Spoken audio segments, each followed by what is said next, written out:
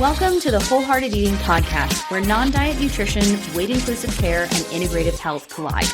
We're your hosts, Dana Montes and Christina Hoyt, licensed integrative clinical nutritionists and body image coaches. And we believe you deserve to have a joyful relationship with food in your body, even if you have a chronic health condition or symptoms that just won't quit. On this show, together and with our guests, we're bringing the real talk, no BS vibe with tangible tools to help you pursue health and wellness without obsession or restriction. Remember our disclaimer, this podcast is meant for general information purposes only and should not be taken as a substitute for medical advice, diagnosis, or treatment. I think this topic was my idea, actually. Well, because we were throwing around ideas for what do we want to do the week of Valentine's Day, because we were going to do a gut episode, and you were like, no one wants to talk about poop on Valentine's Day, Dana. No, they don't. But they probably also don't want this either, to be fair. I mean, I think this can be kind of a permission slip. It was like, if you're not loving on yourself on Valentine's Day, it's very understandable because look at all these things that are getting in your way. I know. But I think also we've just been so, like millennials especially, have been so deeply entrenched in diet culture, just so raised in it that it's so hard to even like see the forest through the trees. Whereas younger generations we didn't even have the term diet culture. We didn't have that. Like, we didn't even know that that existed when we were younger. And now, like, younger generations are hearing about it. People are talking about it more. There's still a lot culturally, and I'm not saying that they're impervious to that or they don't have the exposure to body image stuff. But man, it was like our entire culture surrounding us growing up that I felt like, why is it so hard for millennials? Like, why can't they love their bodies? And, this episode is really about that. Like, why is it so hard for millennials specifically? And why do they struggle so much with this? And I think a lot of times one of the things that we've been talking about that kind of like led to this whole conversation is that a lot of times I think we can, as millennials, we can internalize the idea and see intellectually, oh yeah, I see diet culture. I see the problems here. I don't want to do this. I don't want to be a part of, body shaming and fat phobia and things like that. But like, we're very much like, it's cool for them, but not cool for me kind of vibes. And it's not that it's not cool for you. It's like we don't have the roadmap to do that. Like, the amount of unlearning that has to happen for us to be able to do that is so incredibly hard. And it's hard to not talk about this on a food podcast and a nutrition podcast because we've said, and I've said this, I actually don't think people have issues with food. They have issues with their body, and then they take it out on food. I would disagree. That's okay. But it's more of and I agree with part of that statement. Like, I think people do have issues with food a lot of the time because they have issues with their bodies. But I think people also can have different kinds of issues with food, not necessarily related to or entirely rooted in diet culture. We talk about chronic illness and a lot of stuff all the time. I know you're going to agree with me on this. 100%. You know what's interesting? You know what I was actually just thinking? Is that statement that I said is so incredibly true for my types of clients. I work with people with eating disorders. Sometimes there's like chronic health stuff that's intertwined with that. But a lot of times it's also very much a symptom of the restriction around body image or the pattern that they've come into with binging and restriction and so much of that stuff. So it makes sense that you're like, yeah, but a lot of my clients. Well, it's interesting because if we look at I would say maybe prior to 10 years ago, the main way that people found their way into messed up relationships with food was because of diet culture that was due to I need to fit into a certain societally determined appearance, size, shape, all the things. Otherwise, I'm never going to be loved. I'm never going to belong. I'm never going to get all these things, like, which we're going to get into on later in the episode. But I think then as the shift has happened towards, we've talked about healthism before. And I think as I would say, actually, as the shift that diet culture has tried to rebrand itself as wellness culture is when we started to see more of the, people are actually afraid of food now because of the things that food might do to them, you know. And Totally. I would still say for most people, there's a massive body image component, but that's no longer the one like driving force. Yeah. Before this episode started, I had told Dana to watch the Barbie movie, and she said I forgot to watch it beforehand. But if you've watched it and you know most people know the monologue from America Ferrera. She was nominated for an Oscar for it and everything as her supporting actress role. But in it, she talks so poignantly about this exact internal struggle that women have as in this age, because there is such a deep tie to appearance and health. You can't say that you want to be skinny anymore. You have to say that you want to be healthy. It's like a direct quote that she said, but you also have to be skinny is something that's like a direct quote from her thing. And it is so true. And I think like in a lot of ways, that whole piece that you're talking about, how diet culture has been rebranded to wellness culture, when when the appearance and health are so deeply tied to each other. And then it creates like a caste system within our culture of, okay, if I am healthy and I look a certain way, all of these other avenues get opened up for me, and I don't get judged. I get to have access to all these different things. I get to have access to what people think about me as a result of the way that I look, because I'm following these things. It makes it normal that it's natural that as a result of that, we would look at food in a completely different way and start to think about food of like, what is the impact that it would have on my health? I.e., if my health also equals my waistline, how am I going? Those things are become so entwined that it's impossible to kind of separate that, which is why I think a lot of people have that. That's cool for them, not cool for me, because I value my health, and they just must not, because they don't look like me. So they must not value their health. And it's like almost like we try not to be judgmental, but there's so much judgment and phobia wrapped into that. But it's really hard for us to detach from that outcome, because we've been kind of told like these two things are fitting together. And if you don't have one, then you can't have the other. Yeah. And I think you hit the nail on the head with two different points that you made. And again, circling back to this talk of like why millennials can't love their bodies. And that's really like a clickbaity title. We think that people can, but it takes a lot of work. And we're saying like why this is so hard. But when you mentioned both intellectualizing and then unlearning, I would say those are two huge cornerstones of the millennial generation, because I'm going to paint some broad strokes here, but like most millennials are great at intellectualizing things and not feeling their feelings that I think that is a big coping tool that we all learned over the years, because a lot of our parents were not really taught how to feel the feels and how to move through it. And then they didn't know how to pass that down to us. So now like a lot of millennials are in therapy. And then there's also, given the massive like generational events that we have all lived through, and then a lot of different pop culture things and a lot of different systemic things, like we are a generation that is spending a lot of time unlearning and relearning a lot of things.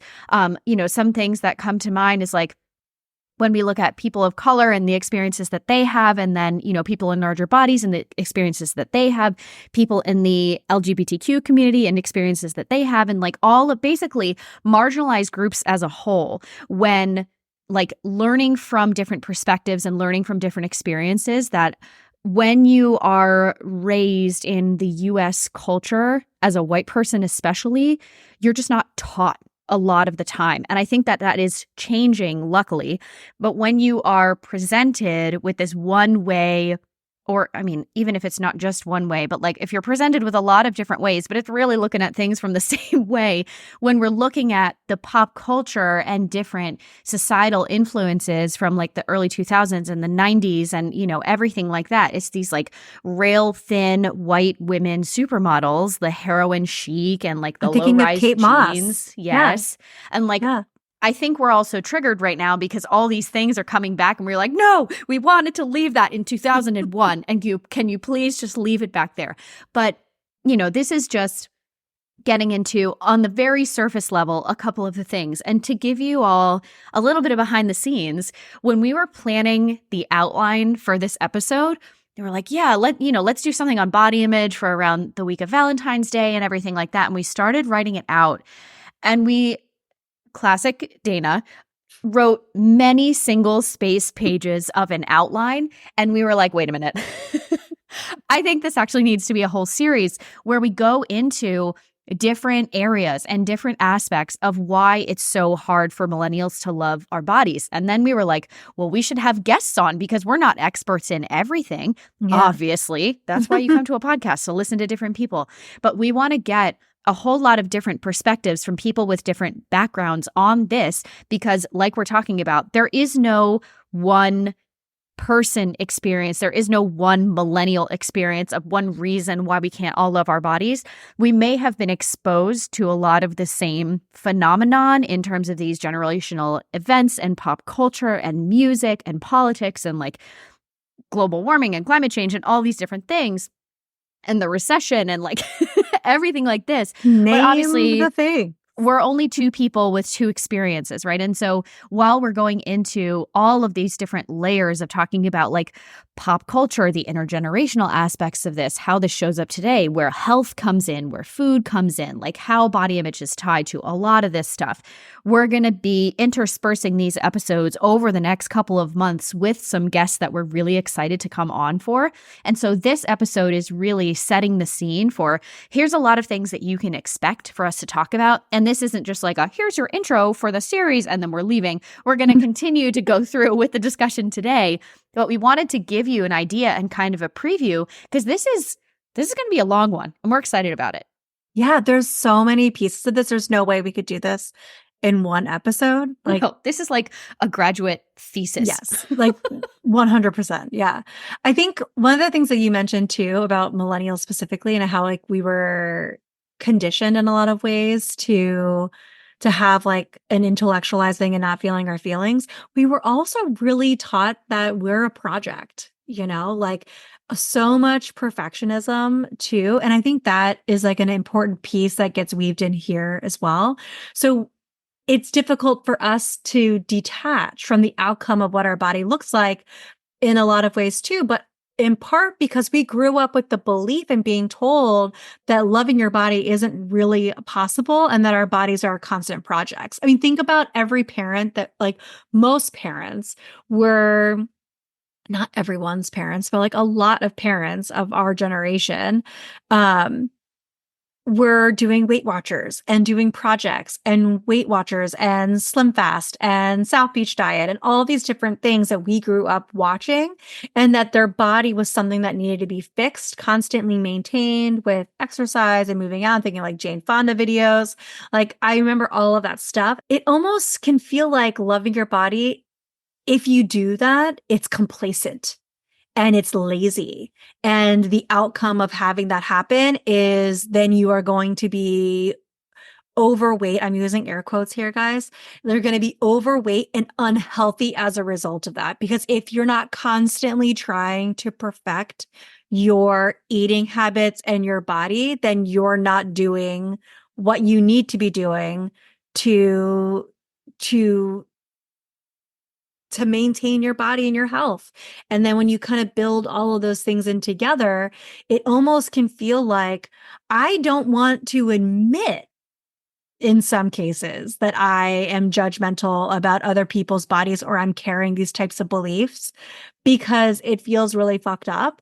But I don't know how to get out of it because I have been conditioned to believe these things for so long.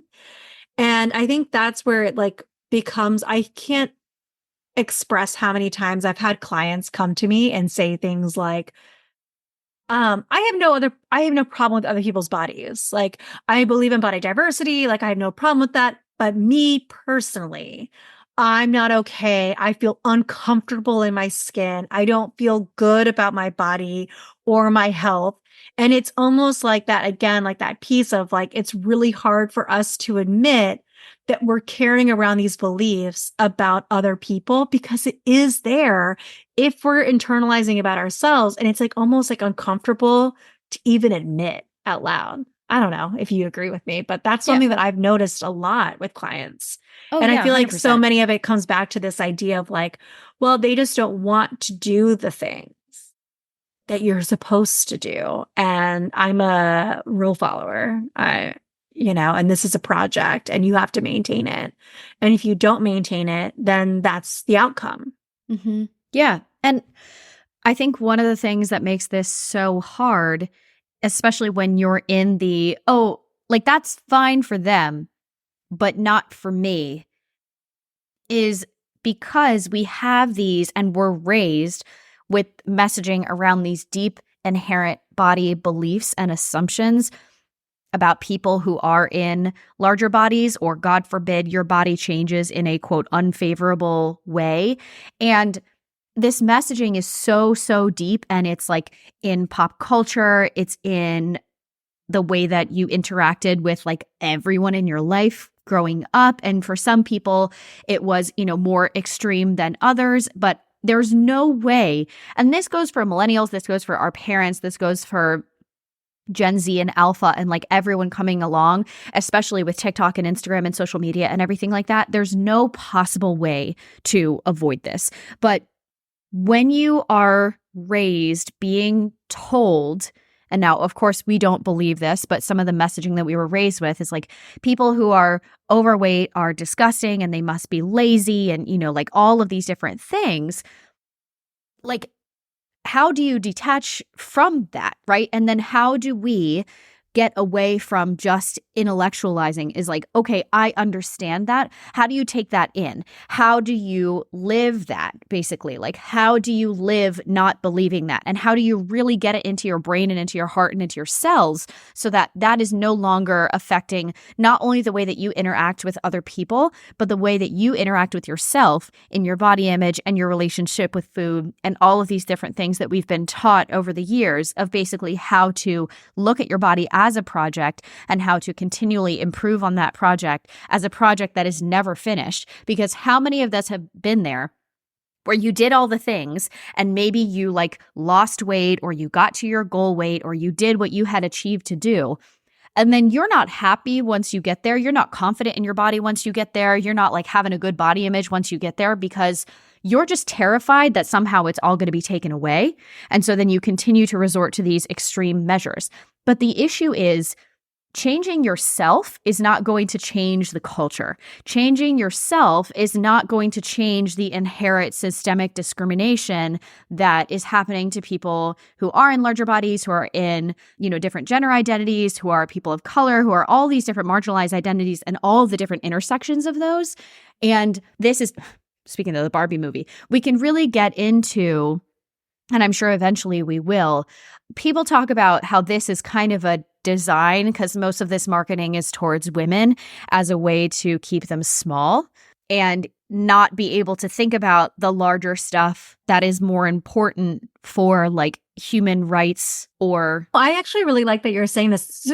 I guess you guys are also noticing too that this episode's very conversational. So, and I think it's a lot of different ideas. One of the things that I was thinking about when you were talking about this, it's reminding me a little bit about the episode that we did with Meg Dahl around interfamily systems and internal family systems. If you know anything about internal family systems, we all have like there's different parts within us, but we also work within a system in our home, and each person kind of plays a role in what keeps the system like afloat, right? And women have been told that our role is this one thing, like be this ornament, look a certain way, do all the things, be a caretaker, take care of yourself, take care of your offspring, take care of the community. These are the things that we're supposed to do. And when you try to like go against that, break out of your role within the system, in a lot of ways, the system like falls apart and everyone's like, what's happening? And you can see this happening too. Like as you become deeper, you might have noticed this as well as you get deeper into your own therapeutic work. And you're starting to unlearn some of your perfectionism or the ways that you're a people pleaser or the ways that you're not sharing your emotions and your family members can't handle it or feel overwhelmed by it. It's not because they don't like that they don't value you in the system. Sometimes maybe they don't, everyone has different family systems, but it almost can be like, this isn't the role that you're supposed to play. Everyone has their role that they're supposed to play to keep everything moving on track. And I think that in a society, we see a lot of that happening. And when people try to break out of that or ask for something that's outside of what their role is, everyone gets messed up. And I mean, I think we can all go back to like male domination is the idea of like how this is supposed to be. We're all here to serve the patriarchy. And when we try to break out of that, and that too, like, that's why, like, in a lot of ways, I think of breaking out of this outcome of what your body looks like is a direct violation of our culture. And when we do that, it makes everybody really uncomfortable. People get really uncomfortable at the idea of health at every size. People get really uncomfortable with anti-fat phobia or even the idea of fat phobia existing. People get really uncomfortable at the idea of medical stigma and discrimination and having these conversations around every single different area because people are asking to get out of their marginalized state. And when we try to do that, the system can get real rocky. And we also are inclined as human beings to want to stay safe. And so when it feels unsafe, right, and we're trying to break out of this, we can think like, I love that they're trying to break generational ground.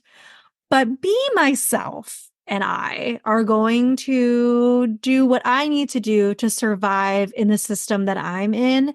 And I feel most comfortable when I am doing certain things and my body is a certain way because it is a privilege to do that. And why would I ever want to give away a piece of that privilege?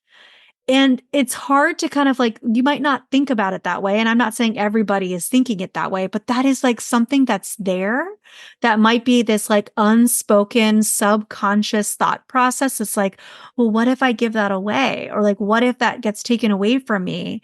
But that in a way proves the point that when you're in a marginalized body, there is less access to things. And that's why it's so hard for us to be like, that's really great for them. And I want them to have everything. But I'm not okay with that because it's really hard for us to unlearn the things that we've done and accept that the outcome of what our body looks like might not be what we want it to be or what we're comfortable with it looking like. And I think that makes it so difficult for us to really detach and be able to really understand and work on our body image. And it's like it's not a small order. No. And I think that's the reason that this has started to become an entire series, because of course, this is not easy. And the more marginalized your identity is, the harder it is. Because the other thing that we really want to drive home here is we completely understand why people have this internal and sometimes external struggle between like, okay, yeah, I don't want to participate in diet culture, but like that can't be for me, or like I don't want that to be for me, or like I would rather just be in like a thin, societally acceptable body and be very healthy and all these things.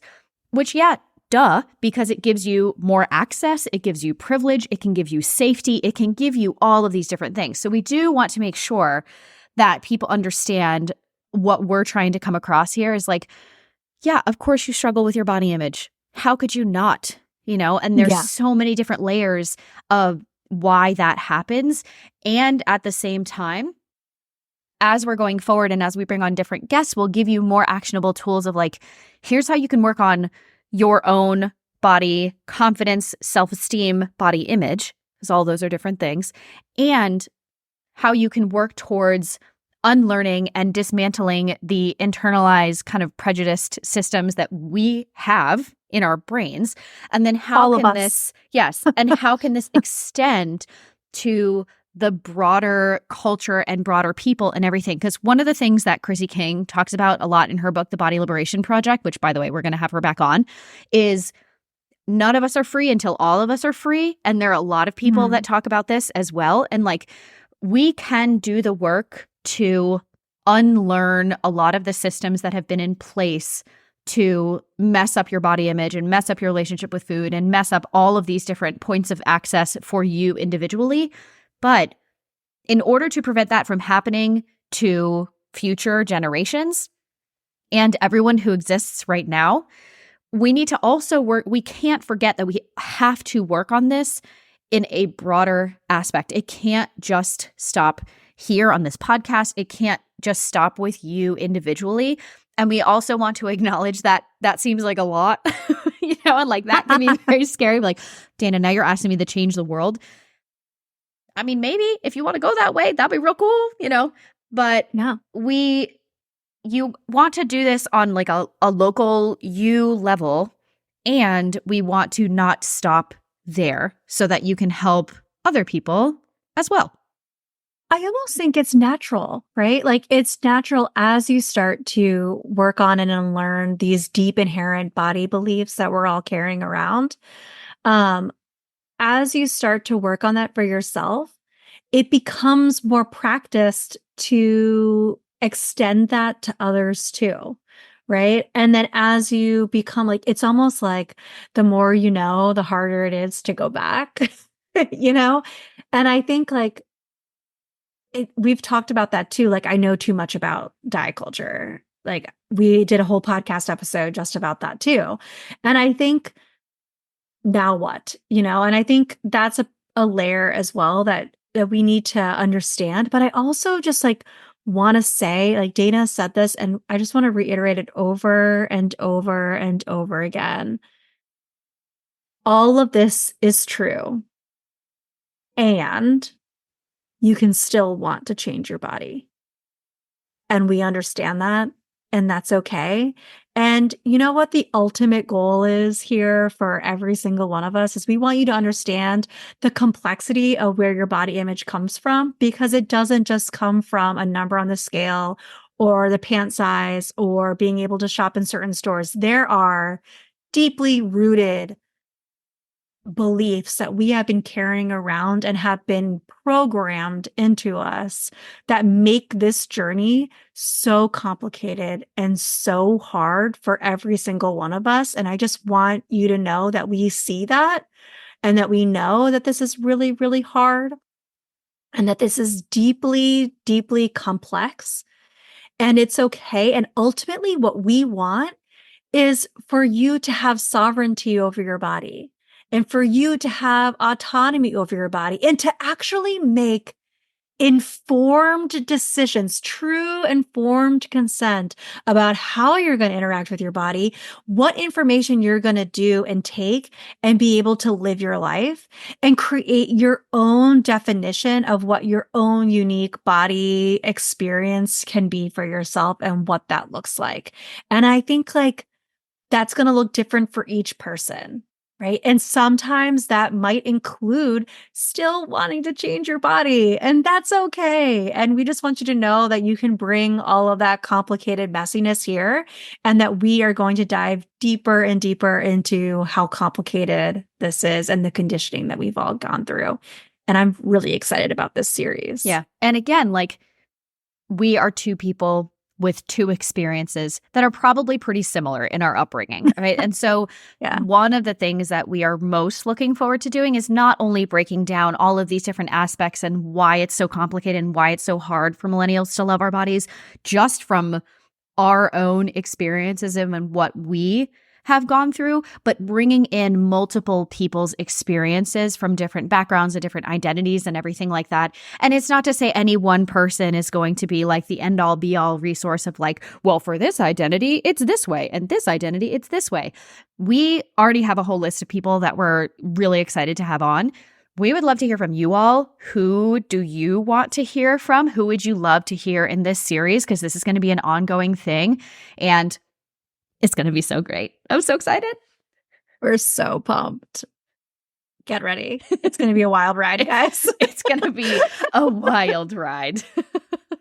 With plenty of resources and all of the things. Come over to Patreon. Join us. We're going to do a lot of deep dives, a lot of after the episodes for all of this stuff, because how could we not? There's like no way we can touch on these things in 30-minute things. As Dana mentioned, this is like a master's doctorate level thesis and work of that you can be doing. So join us. Speaking of Patreon, if you are having a really hard time this week because it is Valentine's Day, or just like in general, we have a really cool resource over on Patreon that we'll be dropping called Your Body Image Emergency Action Plan.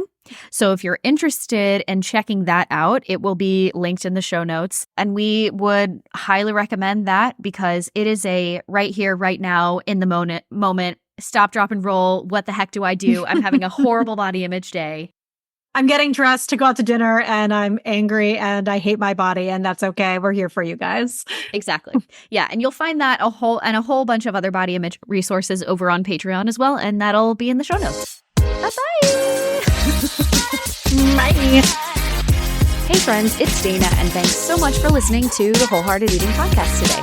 Find us on social media at Wholehearted Eating Pod on Instagram and at wholeheartedeating.com for more information about working with Dana and Christina for one-on-one nutrition counseling. If you love the show, we would love you forever if you'd share an episode with your family and friends, or tag us on social media, or leave a 5-star rating or review wherever you listen to podcasts to help more people find the show. Check out patreon.com/wholeheartedeating to help support the show and get access to ad-free episodes, bonus episodes with us and our guests, episode discussions, new resources we're creating for Patreon, and so much more. If you have questions for us, feedback on the show, potential topics or guests you'd love to have on, shoot us an email at hello@wholeheartedeating.com, and we'll see you next week.